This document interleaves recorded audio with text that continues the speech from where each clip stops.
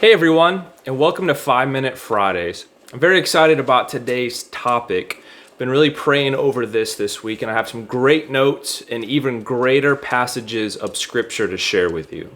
So if you looked at the description for this video says the key to a satisfied life. And so what is that key? Well, the key to a satisfied life is living a life of contentment or being content. And this is not just financially speaking, but money is usually the main issue with people, and the Bible speaks so frequently about it. You see, Jesus spent a lot of time speaking about money, and we need to get this right in order to live a satisfying life. Well, being content or contentment is defined as a state of satisfaction or in a state of peaceful happiness in the dictionary. Sounds great, doesn't it? So let's look at that, how it applies to our life, and what it means spiritually. So let's look at the first portion of scripture here. This is found in Philippians Chapter 4, starting in verse 11. And listen to this, because Paul wrote this while he was in prison in chains. He didn't write this while he was sitting on some beach, having a drink and having some food. He wrote this in prison. And he said, "Not that I speak in regard to need, for I have learned in whatever state I am to be content. I know how to be abased, which is having need, and I know how to abound, which is having plenty.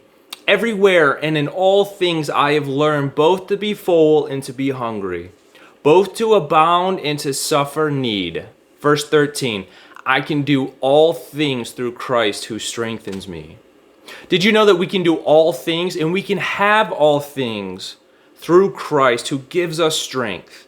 If we have faith, we have exactly what the Lord wants for us in that state or season of life.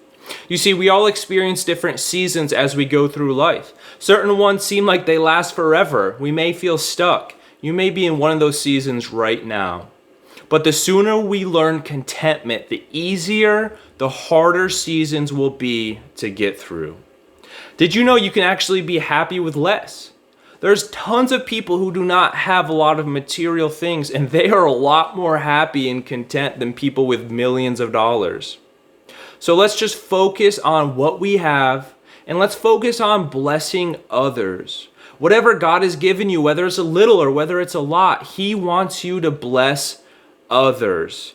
Remember this acronym for joy: Jesus, others, yourself. Keep those three in order, and you will live a life of joy and a life of contentment.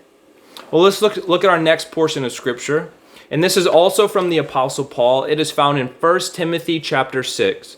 And so the Apostle Paul is writing to the young Timothy, and he is saying, "Now godliness with contentment is great gain. For we brought nothing into this world, and it is certain we can carry nothing out. And having food and clothing, with these things we shall be content.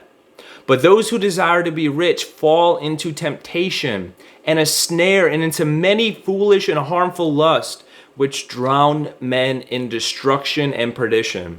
For the love of money is a root of all kinds of evil, for which some have strayed from the faith in their greediness and pierced themselves through many sorrows."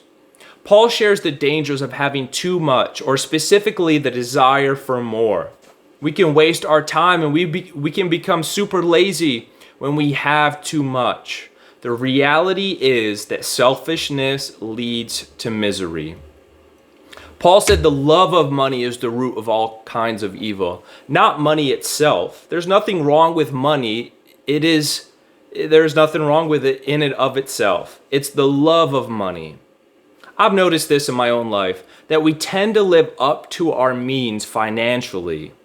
And so we'll never have enough if we continually desire more and not learn to be content where we are. Hey, if you're blessed financially and materially, remember that it comes from the Lord, and we need to handle it correctly as stewards while we're here on this earth. The final portion of scripture we're going to look at is Proverbs Chapter 30. Proverbs chapter 30 says, "Give me neither poverty nor riches, but give me only my daily bread." Otherwise, I may have too much and disown you and say, 'Who is the Lord?' Or I may become poor and steal and dishonor the name of my God." Jesus also said to pray, "Give us this daily bread."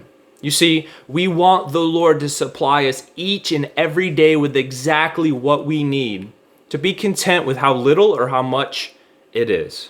Remember, give your first fruits to the Lord and always be looking how to bless others. And remember that acronym for joy: Jesus, others, yourself.